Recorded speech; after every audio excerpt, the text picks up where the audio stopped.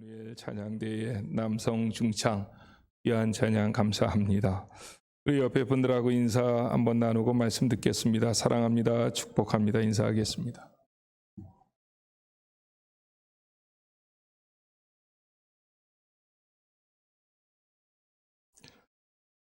오늘 베드로 전서 3장 18절로 22절 말씀을 보았는데요. 이 본문 말씀은 신약 성경 가운데에서도 가장 난해한 성경 구절 가운데 하나입니다. 마르틴 루터는 이 본문을 가지고 주석하면서 뭐라고 말했느냐 하면, 이 본문은 신약의 어떤 본문보다도 모호한 내용이다. 그래서 나는 베드로의 말이 정확하게 무엇인지 확실히 알지 못한다. 마르틴 루터 자차도 이 내용의 확실한 의미를 나는 알지 못한다, 이렇게 말했을 정도로 참 여러 가지 의견도 분분하고 또 다른 해석을 해내기가 쉽지 않지만, 하나님께서 우리가 말씀을 볼 때에 성령에 깨우쳐 주시는 지혜가 우리 가운데 넘쳐날 수 있기를 간절히 소망합니다. 이 18절 말씀은 성경 가운데에서도 그리스도의 대속이 뭔지를, 그 대속의 중요성에 대해서 핵심적인 진리를 요약하고 있는 대표적인 성경입니다. 18절 서두에 보면 그리스도께서 단번에 죄를 위하여 죽으사 의인으로서 불의한 자를 대신하였다. 이 말을 대속, 그리스도의 대속, 이 두 단어로 설명할 수 있는데, 대속이라고 하는 말을 조금 더 쉽게 말한다면 값을 주고 구해 주었다, 구원했다. 다시 말하면 예수님께서 우리를 영원한 지옥 형벌에서 건져주셨는데, 그것은 그 대가를 지불했다는 거예요. 그냥 구원받은 것이 아니라 누군가가 그 대가를 지불했기 때문에 우리는 구원받을 수 있다. 이 내용을 우리는 대속이라고 하는 말로 설명을 합니다. 그렇다면 이 18절 말씀에서는 그리스도의 대속의 특징을 4가지로 얘기합니다. 물론 학자들이 이것을 해석하는 데 따라서 5가지, 6가지로 만들 수 있겠지만, 저는 여러분들이 베드로전서 3장 18절 딱 하면 그리스도의 대속의 특징, 그 4가지가 뭔지를 꼭 기억하셔야 됩니다. 첫 번째로는 그리스도 대속의 효력을 말합니다. 그런데 그리스도 대속의 효력을 한마디로 말하라면 단번에 이루신 대속, 단번에라고 하는 이 말이 굉장히 중요합니다.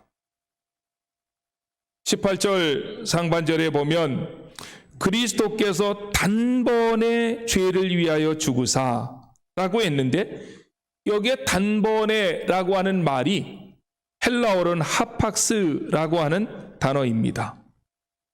이 하팍스라고 하는 이 단어가 갖는 의미가 뭔가 하면, 이것은 최종적이고 완전한 제사다. 최종적이고 완전한 제사다. 우리가 잘 아는 것처럼 예수님의 이 대속에 대해서, 예수님이 제물이 되셔서 우리의 죄를 대속하셨다라고 하는 것을 구약적인 그림 하에서, 배경 하에서 가장 잘 설명하고 있는 성경은 히브리서입니다. 그런데 히브리서 전체가 예수 그리스도의 대속에 대해서 설명할 때 히브리서 저자가 강조하는 단어가 뭐냐면 이 단번에라고 하는 이 단어입니다. 굉장히 많은 부분 속에 이 내용을 말씀하고 있지만 저는 몇 가지 히브리서 전체에 나온 것을 다 일일이 설명할 수 없습니다. 그거 설명하려면 그것만 가지고 설명해도 시간이 너무 많이 가기 때문에. 그래서 히브리서에 그런 내용이 나오는 성경을 몇 군데 찾아서 함께 읽어보겠습니다.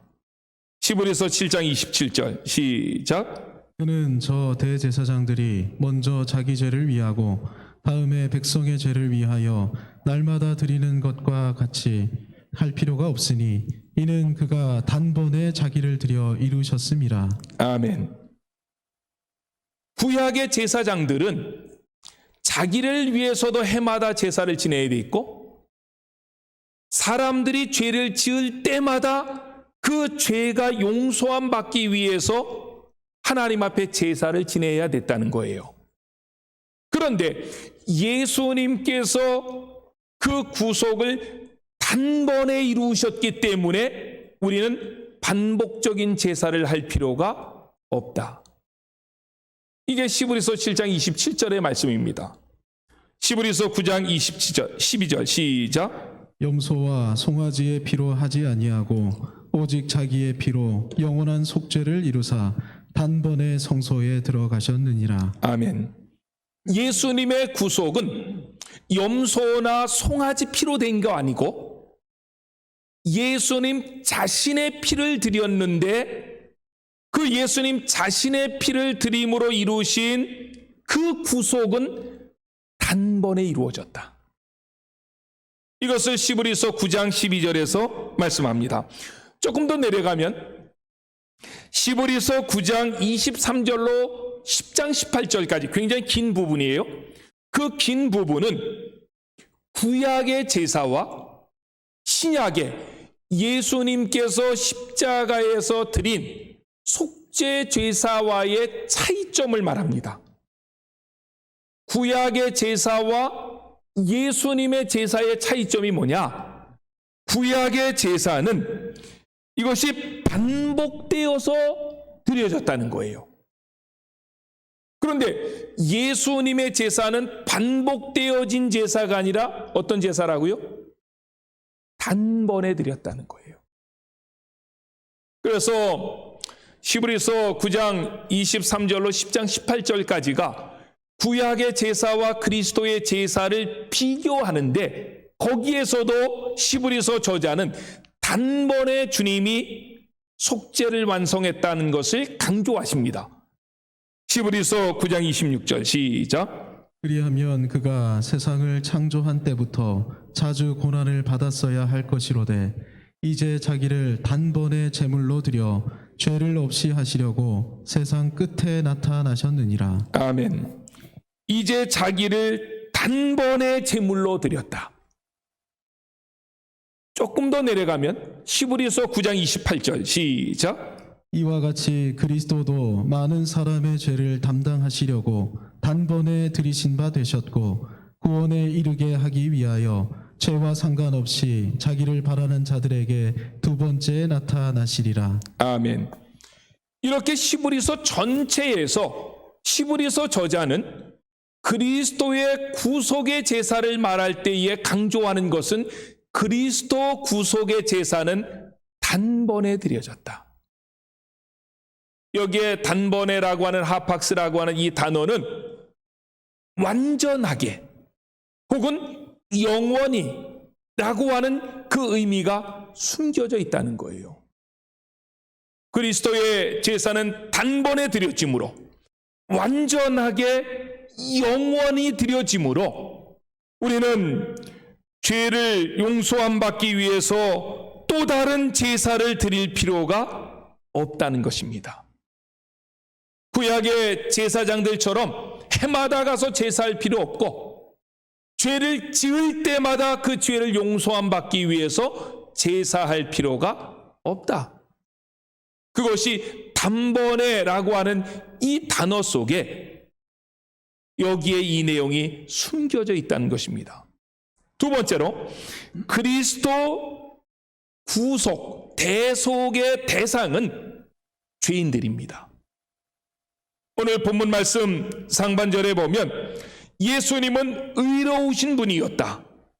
그런데 예수님이 의로우신 분이었는데 죄를 위하여서 속죄 제물이 되셨고 불의한 자를 대신하여서 죽으셨다고 말씀합니다. 시브리서 4장 15절에서는 우리에게 뭐라고 예수님에 대해서 설명하는가 하면 시작. 우리에게 있는 대제사장은 우리의 연약함을 동정하지 못하실 이가 아니요 모든 일에 우리와 똑같이 시험을 받으신 이로되 죄는 없으시니라. 아멘. 예수님은 우리와 똑같이 시험을 받았지만 그분에게는 뭐가 없다고요? 죄가 없다는 거예요. 그러므로 죄 있는 자를 죽이는 십자가는 예수님이 달려야 될 십자가가 아니었다는 거예요. 그것은 저나 여러분들이 달려야 될 십자가인데 죄가 없으신 예수님이 우리의 죄 때문에 우리의 죄를 위하여서 불의한 자들을 대신하여서 예수님이 십자가에 매달려 돌아가셨다 라고 설명합니다. 특별히 예수님이 십자가에 못 박혀 돌아가실 때 우리 사람들은, 우리 인간들은 하나님과 어떤 관계에 있었느냐? 사도 바울은 로마서 5장 8절에서 우리에게 설명합니다. 시작. 우리가 아직 죄인 되었을 때에 그리스도께서 우리를 위하여 죽으심으로 하나님께서 우리에게 대한 자기의 사랑을 확증하셨느니라. 아멘. 우리가 이쁜 짓 하고 우리가 거룩하게 살고 우리가 하나님의 뜻대로 살아갈 때에 예수님이 나를 위해서 죽은 것이 아니라 우리가 아직 죄인 되었을 때 하나님과 원수 관계에 있을 때에 예수님은, 죄가 없으신 예수님은 나를 대신하여 십자가에 돌아가심으로 하나님께서 우리에게 대한 자기의 사랑을 확증하셨느니라. 로마서 5장 8절에 사도 바울은 말씀하고 있습니다. 세 번째, 그리스도 대속의 방법을 말하는데 그리스도 대속의 방법은 십자가와 부활을 통해서입니다. 오늘 18절 말씀 상반절에 보면은 그리스도께서 죄를 위하여 죽었다, 죽는다라는 표현을 했고 하반절에서는 육체로는 죽임을 당하시고 육체로는 죽임을 당했다라고 말하는데 죽었다, 죽임을 당했다, 무슨 사건을 말하죠? 십자가를 말하죠. 예수님의 십자가 사건을 말합니다. 그런데 예수님은 십자가의 사건으로 끝난 것이 아니라 18절 하반절 말씀에 보면 영으로는 살리심을 받았으니, 네, 영으로는 살림을 받았다. 무슨 사건입니까? 부활 사건이라. 그러니까 예수님께서 우리를 위해서 단번에 속죄 제물이 되셨는데 그 속죄 제물이 되어진 그 방법은 예수님의 십자가와 부활이었다. 사도 베드로는 우리에게 설명하고 있습니다. 우리가 살고 있는 시대는 종교 다원적인 시대에 살고 있습니다. 그리고 다른 종교들 안에서도 우리가 보면 고귀한 가르침들 굉장히 많아요. 불교, 유교, 정말 굉장히 귀한 가르침들이 많고 굉장한 도덕적인 어떤 긍정적인 윤리들이 그들 종교 안에도 숨어 있습니다. 그것을 우리가 인정합니다. 받아들입니다. 그럼에도 불구하고 다른 종교에도 구원이 있다고 말하는 것은 우리가 결코 받아들일 수 없습니다. 왜냐하면 어떤 신이든지 우리들의 죄 때문에 죽으셨다가 다시 살아나신 분은 예수 그리스도 그분밖에 없기 때문에 그렇습니다. 그래서 우리는 다른 것은 다 양보한다 할지라도 예수님 말고도 구원의 길이 있다고 말하는 종교 다원주의적인 생각을, 그 생각과 우리는 타협할 수 없고 그 생각을 우리는 받아들일 수 없습니다. 예수님만이 십자가에 못 박혀 돌아가셨다가 3일 만에 다시 살아나셨기 때문에 요한복음 14장 6절에 있는 말씀처럼 예수님만이 길이고 그분만이 진리고 그분만이 생명이 되십니다. 그분의 이름이 아니고는 어떤 사람도 하나님께 갈 수 없고 구원을 받을 수가 없다는 것입니다. 네 번째 대속의 목적이 있습니다. 예수님은 왜 십자가에서 자기 자신을 제물로 단번에 드리셨느냐? 그 목적이 뭐냐? 그것은 우리를 하나님 앞으로 인도하기 위함입니다. 오늘 18절 중반절에 보면 이는 우리를 하나님 앞으로 인도하려 하심이라 라고 했습니다. 그런데 여기 인도하다라고 하는 이 말이 프로사가케라고 하는 헬라어입니다. 이 프로사가케라고 하는 헬라어가 다른 성경에서도 똑같은 단어지만 조금 다른 의미로 사용됐는데 로마서 5장 2절입니다. 시작. 또한 그로 말미암아 우리가 믿음으로 서 있는 이 은혜에 들어감을 얻었으며 하나님의 영광을 바라고 즐거워하느니라. 아멘. 이 은혜에 들어감을 얻었다. 이 말이 프로사가케입니다. 그러니까 베드로전서 3장 18절에서는 인도하다라고 하는 단어로 번역했다면 로마서 5장 2절에서는 들어가다라고 하는 단어로 번역했다는 거예요. 이 인도하다, 들어가다라고 하는 단어의 명사형으로는 어떤 단어로 번역할 수 있느냐면 통행증, 이렇게 번역할 수도 있다. 이 명사가. 다시 말하면 우리가 하나님의 보좌 앞으로 담대히 들어갈 수 있는 통행증이 있어야 되잖아요. 패스포드가 있어야 되잖아요. 예수님의 구속 사건을 통해서 그것은 우리에게 은혜로 주어졌다. 왜냐하면 구약 성경을 보면 대제사장들도 하나님을 만나기 위해서는 1년에 한 번밖에 못 들어갔습니다. 어디예요? 지성소에. 7월 10일 대속죄일에 그 대제사장이 백성들의 죄를 대신해서 1년에 한 번 들어갔지만, 그러나 예수 그리스도의 십자가 사건을 통해서, 이 구속 사건을 통해서 우리는 날마다 주님 앞에, 하나님 앞에 담대히 나갈 수 있는 길이 열렸다는 거예요. 그 통행증을 받았다는 거예요. 그것을 그림 언어로 이야기하고 있는 것은 예수님이 운명하실 때 사건입니다. 예수님이 운명하실 때 많은 일들이 벌어졌는데 그 가운데 중요한 것은 마가복음 15장 37절 38절입니다. 시작. 예수께서 큰 소리를 지르시고 숨지시니라. 이에 성소 휘장이 위로부터 아래까지 찢어져 둘이 되니라. 아멘. 예수님께서 숨을 거두시는, 돌아가시는 그 순간에 놀라운 일이 하나 벌어졌는데 성소의 휘장이 찢어졌다는 거예요. 성소의 휘장은 찢을 수 없습니다. 얼마나 두꺼운데요.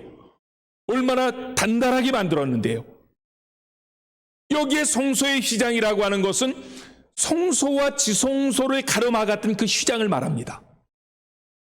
그런데 예수님이 운명하시는 그 순간에 그 성소의 휘장이 찢어졌는데, 그래서 둘이 되었는데, 여기서 우리가 주목해야 될 것은 어디서부터 찢어졌다고요? 만약에 성소의 휘장이 밑에서부터 찢어졌다면 사람이 찢은 거죠. 그런데 그 성소의 휘장은 밑에서부터 찢어진 것이 아니라 위로부터 찢었다는 거예요. 그 얘기는 그 성소의 휘장은 하나님이 찢으셨다는 거예요. 왜 하나님께서 그 성소의 휘장을 찢으셨느냐? 그것은 이제 누구든지 예수 그리스도의 이름만 있으면 하나님 앞에 담대히 나갈 수 있는 길을 열어주셨다는 거예요. 그 통행증을 하나님께서 우리에게 주셨기 때문이다. 사도 베드로는 우리에게 그렇게 설명합니다. 그래서 히브리서 저자는 이 말씀을 묵상하다가 히브리서 4장 16절에서 이렇게 고백합니다. 시작. 그러므로 우리는 긍휼하심을 받고 때를 따라 돕는 은혜를 얻기 위하여 은혜의 보좌 앞에 담대히 나아갈 것이니라. 아멘. 여러분들이 오늘 하나님 만나러 이 지성소와 같은 하나님의 교회에 왔는데 허락받고 온 사람이 있습니까? 저 여기 가도 돼요? 여러분들이 하나님 앞에 때로는 기도하는데 허락받고 기도하는 사람이 있습니까? 하나님 기도해도 돼요? 그럴 필요가 없다는 거예요. 구약 시대에는 허락받아야 된다는 거예요. 그런데 우리는 날마다 하나님의 그 보좌 앞으로 담대히 나갈 수 있었던 그 은혜는 예수님이 십자가 위에서 자신을 단번에 제물로 드렸기 때문입니다. 이 18절은요, 너무너무 중요한 말씀이에요. 그리스도 대속의 효력이 뭐냐? 그리스도 대속의 그 대상들이 누구냐? 그리스도 대속의 방법이 뭐냐? 그리스도 대속의 목적이 뭐냐? 시간이 조금 가더라도 1부, 2부 예배 때는 이게 그냥 너무 그 다음 예배 이게 촉박해가지고 확인하지 못했어요. 그리스도 대속의 효력이 뭡니까? 단번에. 그리스도 대속의 대상이 뭡니까? 죄인들을 위해서. 그리스도 대속의 방법이 뭡니까? 십자가와 부활을 통해서. 그리스도 대속의 목적이 뭡니까? 하나님께 나아가려고. 어떻게 보면 베드로전서 3장 18절 말씀은 우리가 전도할 때 얘기하고 싶은 내용들이 다 들어가 있다는 거예요. 그러므로 베드로전서 3장 18절 말씀 속에는 이 구속의 중요한 진리들이 이 내용 가운데 다 집약되어 있기 때문에 많은 학자들도 베드로전서 3장 18절 말씀을 굉장히 소중하게 여깁니다. 베드로전서 3장 18절은 무슨 내용인지 우리가 해석하는데 어려움이 없습니다. 근데 진짜 어려운 것은 19절입니다. 19절 시작. 그가 또한 영으로 가서 옥에 있는 영들에게 선포하시니라. 그가 또한 영으로 가서 옥에 있는 영들에게 선포하시니라. 먼저 이 해석을 잘못함으로, 성경 해석이 그만큼 중요한 거예요. 이 해석을 잘못함으로 지난 2000년 동안 수많은 영혼들을 잘못된 길로 인도했던 사람들이 있습니다. 그게 천주교예요. 천주교는 이 말씀에 근거해서 연옥설을 주장합니다. 베드로전서 3장 19절을 천주교에서는 어떻게 해석을 하는가 하면 예수님이 십자가에 못 박혀 돌아가신 다음에 부활하시기까지는 3일의 기간이 있었다는 거예요. 그렇죠? 그럴 때 예수님의 육체는 아리마대 사람 요셉의 무덤 속으로 들어가셨고 그 영은 어디 갔느냐면 지옥에 가가지고 지옥에 있는 사람들에게 복음을 전도하셨다는 거예요. 이게 천주교의 해석입니다. 그러니까 이런 해석을 3장 19절을 해석을 해놓으니까 여기에서 그 사람들은 그러면 여기에 옥은 어디냐? 옥은 그것은 천국도 아니고 지옥도 아닌 중간 상태라고 보는 거예요. 거기를 연옥으로 보는 거예요. 그 연옥에는 수많은 사람들이 천국에도 가지 못하고 지옥에도 떨어지지 아니한 수많은 사람들이 대기하고 있는데 후손들 가운데 거기에 대기하고 있는 사람을 아는 사람들 가운데 어떤 사람이 헌금을 많이 하거나 또 공덕을 많이 베풀어서 그 공덕을 나누어 잉여 공덕설이라고 하는데 그 공덕을 나누어 줄 수 있거나 또 그를 위해서 기도하면 그 연옥에 있는 영혼이 천국으로 올라간다는 거예요. 그런데 그들이 그렇게 해석할 수 있는 근거가 되어지는 성경이 베드로전서 3장 19절이었다는 거예요. 이 사람들이 연옥설을 주장하면서 레오 10세 때에는 무엇을 판매했느냐 하면 우리가 잘 아는 것처럼 면죄부를 판매했습니다. 연옥에 있는 조상들을 위해서 너희 아버지 할아버지 지금 연옥에 있는데 그 조상들을 위해서 헌금을 많이 내면 헌금이 땅그랑하고 떨어지는 순간에 너희 아버지 할아버지의 영혼은 천국으로 올라간다는 거예요. 그래서 어마어마한 헌금을 걷어들였습니다. 그 헌금을 가지고 지은 건물이 성 베드로 사원입니다. 이태리에 있는 그 성 베드로 사원을 그렇게 해서 돈을 모아가지고 그것을 지었다고요. 그러면 하나님이 제가 저도 거기 가봤거든요. 성 베드로 사원 갔는데 너무너무 화려했습니다. 이거는 말로 다 형용할 수 없는 그런 고귀한 물건들이 거기 다 들어가 있었다고요. 아무리 비싼 것들이, 아무리 화려한 것들이, 세상에 고귀한 것들이 거기에 있다 할지라도 하나님이 그 건물을 받으셨을까 하는 그런 생각을 해보게 됐다는 거예요. 그렇다면 우리에게 반문이 있습니다. 그러면 당신은 19절을 어떻게 해석하느냐?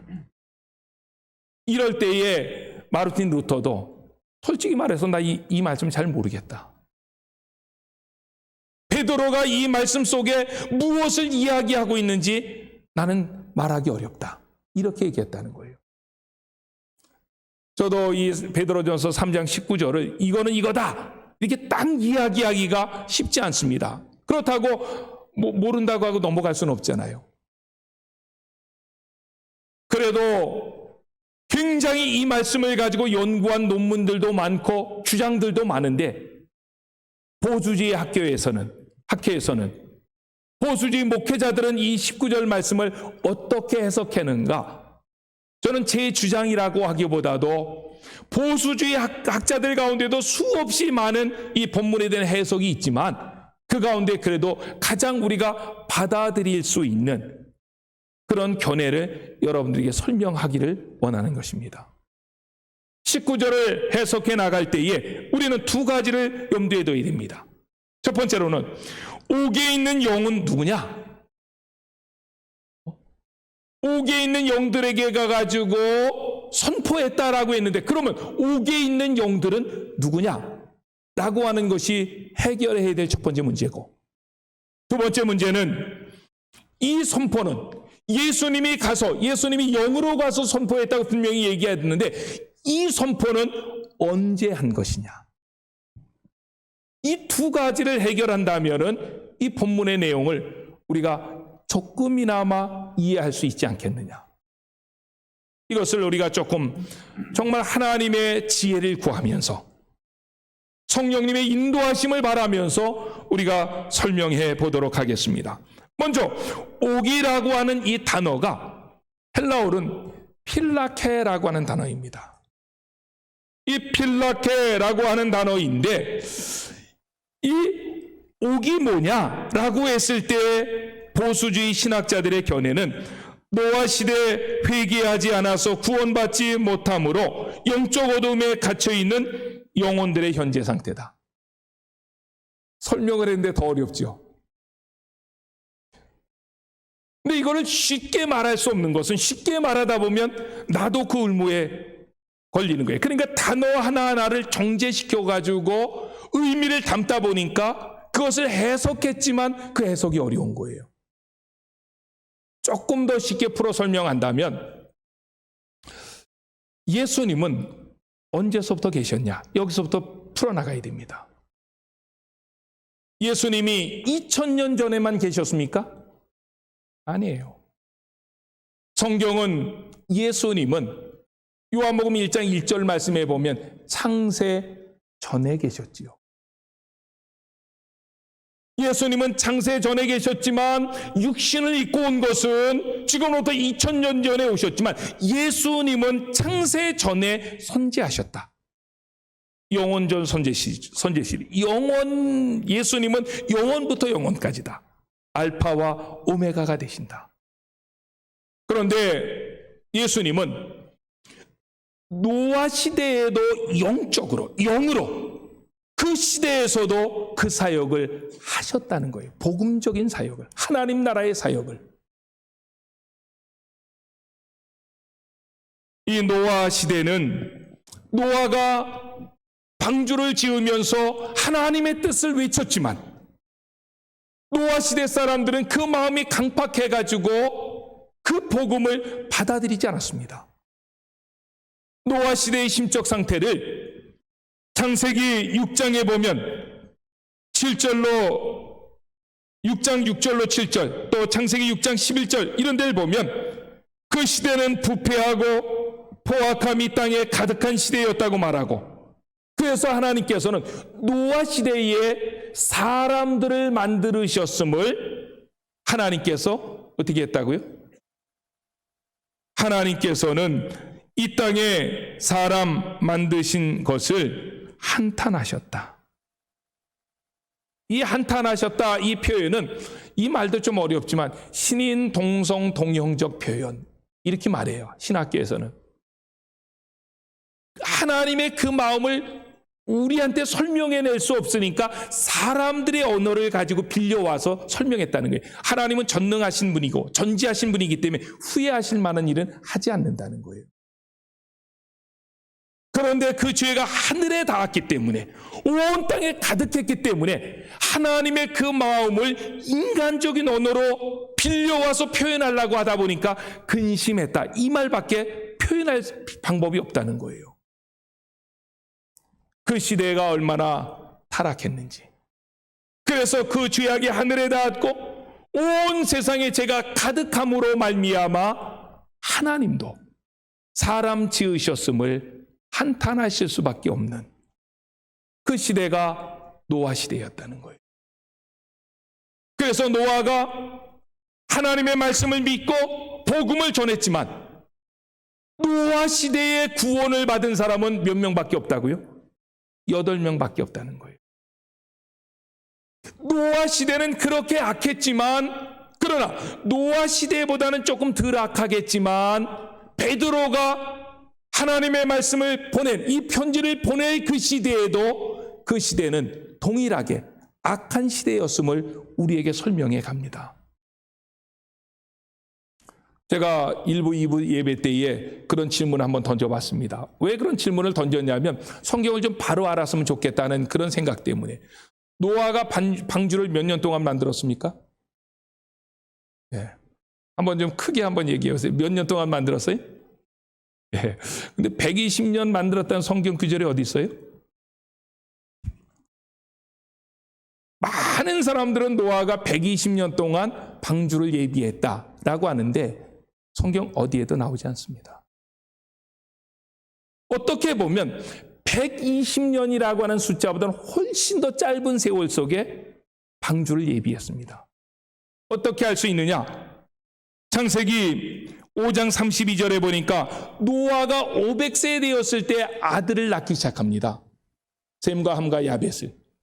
그리고 창세기 7장 6절에 보면 노아가 600세 되던 해에 홍수가 시작됩니다.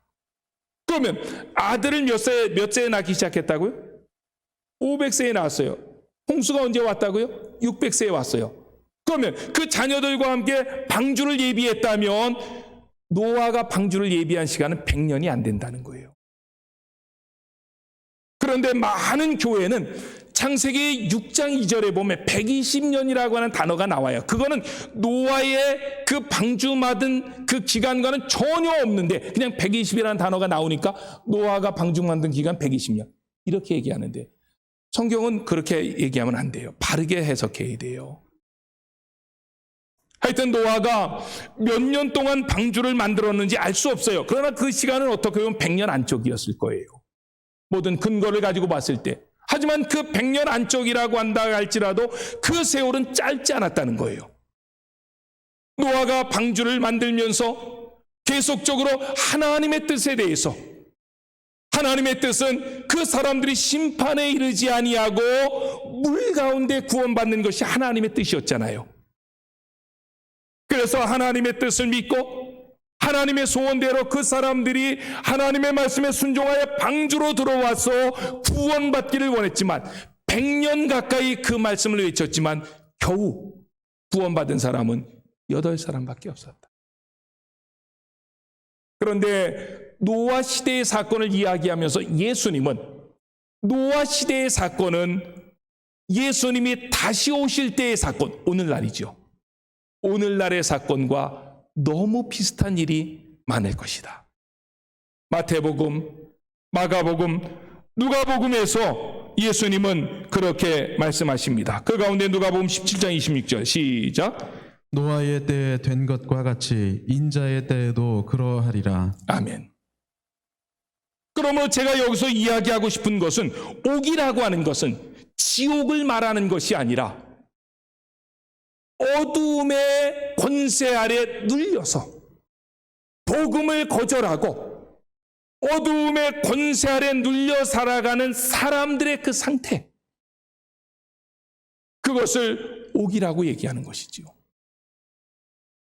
그런데 이 옥에 가서 여기에서 선포했다, 이 말도 굉장히 이 본문을 해석하는데 중요한 단어예요.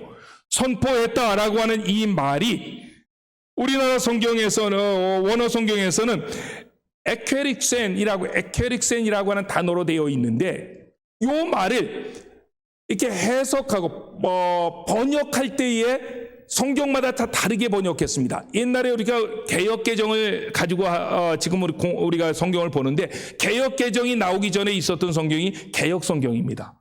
그 개역성경에서는 여기에 에케릭센이라고 하는 요 말을 뭐라고 번역했느냐 하면 전파하시니라. 그러니까 이 전파하셨다라고 하는 이 말 때문에 개신교 목사님들 가운데에서도 예수님이 십자가에 못 박혀 돌아가시고 부활하시기까지 3일 동안에 지옥에 가서 복음을 전파했다, 이렇게 이야기하는 분들도 있었다는 거예요.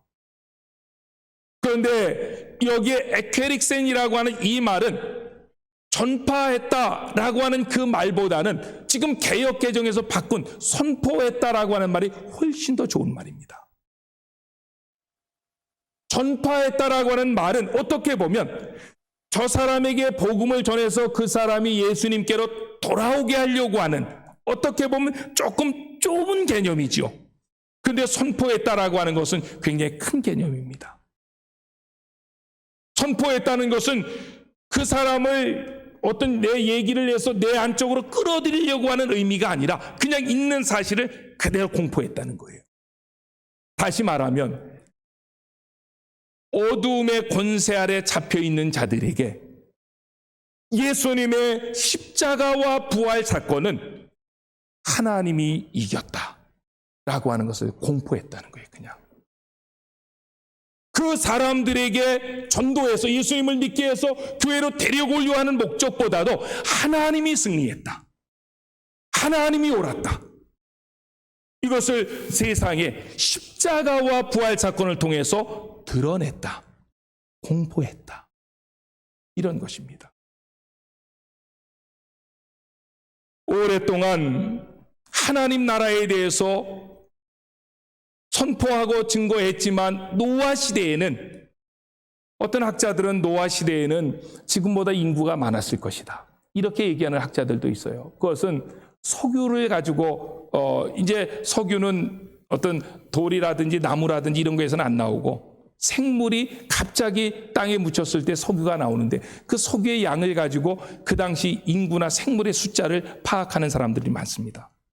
그런데 이만한 양의 석유가 나오려면 그 당시에 생물이나 사람들은 지금보다 많지 않았겠느냐 라고 하는 추측인데, 얼마가 되는지는, 그 시대의 사람들이 얼마가 되는지는 잘 몰라요. 하지만 수많은 사람들이 있었을 텐데 그 중에 구원받은 사람은 8사람밖에 없었다. 그 8사람, 구원받은 8사람에 대해서 극소수이지만은 그 사람들의 특징이 있다면 그 사람들은 말씀을 믿었다는 겁니다. 그 말씀에 순종했다는 거예요. 노아가 말씀을 믿지 않았다면 100년 가까운 세월 동안 그 날씨가 좋은데 배를 만들 필요가 없잖아요. 비가 오지도 않는데 그 모든 짐승들과 모든 생물들을 그 방주로 끌어들일 이유가 없잖아요. 노아는 하나님의 말씀을 믿었기 때문에 순종한 것입니다. 믿었기 때문에 순종한 사람들은 방주 안에 들어갔는데, 방주 안에 들어갔던 것처럼 예수님의 구속 사건을 믿은 사람들은 주님 안으로 들어가는데, 방주 안에 구원받은 사람처럼 주님 안에 있는 사람들도 구원을 받는다. 이 사실을 21절에서 설명한다는 거예요.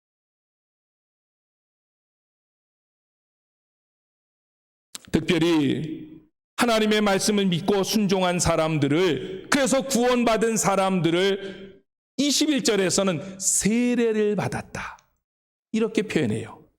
노아의 홍수 때에 물이 온 세상에 가득했기 때문에 그것을 물과 연관시켜서 구원을 설명해 나가는데, 21절 다시 봅시다. 시작. 물은 예수 그리스도께서 부활하심으로 말미암아 이제 너희를 구원하는 편이 곧 세례라. 이는 육체의 더러운 것을 제하여 버림이 아니요 하나님을 향한 선한 양심의 간군이라. 아멘. 여기에 세례라고 하는 단어가 나오는데, 이 세례라고 하는 단어를 우리가 21절에서 묵상할 때에 조심해야 될 것은 세례는 구원의 방편이 아니라는 거예요. 우리 남자들은 논산에 가면 건빵 준다고 세례 막 받았는데 그거 받았다고 구원받는 거 아니에요? 천주교에서는 7성례 가운데 이 세례 성례를 집어넣어가지고 세례 받아야 구원받는 줄 알고 신부가 사람 죽으려면 그냥 그 자리에서 세례 줍니다. 그래서 간호사들도 세례를 주잖아요. 그거 아니에요. 오늘 본문에서 21절에 뭐라고 이야기를 하는가 하면, 이는 세례를 말해요. 육체의 더러운 것을 제하여 버림이 아니요. 세례는 우리 육체의 더러운 것을 제할 수 없다는 거예요. 우리 육체의 더러운 것을 제할 수 있는 것은 예수님의 피밖에 없습니다. 십자가의 피만이 우리를 육체의 더러운 곳에서 깨끗하게 하실 수 있습니다. 그렇다면 세례는 뭡니까? 우리를 죄에서 깨끗하게 하는 것이 세례의 기능이 아니라면 그럼 세례가 갖는 기능이 뭐예요? 그것을 베드로는 좀 어려운 말로 표현했습니다. 뭐라고 얘기했느냐 하면 하나님을 향한 선한 양심의 간구라. 이게 세례의 의미라는 거예요. 하나님을 향한 선한 양심의 간구라. 그 말도 좀 어렵죠. 세례가 하나님을 향한 선한 양심의 간구라 이렇게 했는데, 여기에서 조금 우리가 해석해 볼 단어가 필요한 단어가 있는 것은 간구라는 단어입니다. 여기에 간구라고 하는 말은 에페로테마라고 하는데, 이 에페로테마라고 하는 이 단어는 여러 가지 말로 번역할 수 있습니다. 그런데 개역 성경은 그냥 내비뒀으면 좋았을 것 같았어요. 개역 성경은 요 에페로테마라고 하는 간구라고 하는 단어를 뭐라고 번역했었냐면 하나님께 찾아가는 것이다. 세례는 하나님께 선한 양심을 가지고 하나님께 찾아가는 형태 가운데 하나지 우리의 죄를 깨끗하게 씻는 것이 아니다. 개역 성경은 그렇게 해석을 했는데, 개역 성경보다 조금 우리를 이해하기 쉽게 만드는 것은 천주교와 함께 번역한 공동 번역입니다. 공동 번역에서는 선한 양심으로 하나님께 간구한다라고 하는 요 말을 서약한다, 요 표현으로 썼다는 거예요.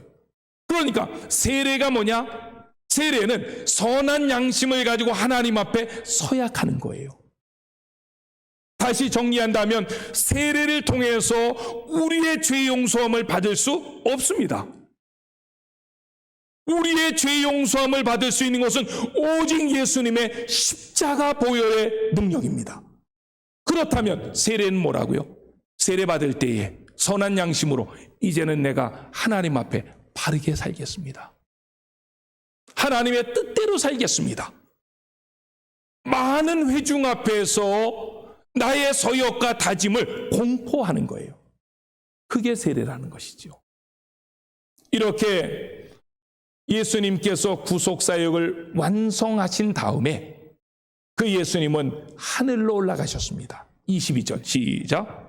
그는 하늘에 오르사 하나님 우편에 계시니 천사들과 권세들과 능력들이 그에게 복종하느니라. 아멘.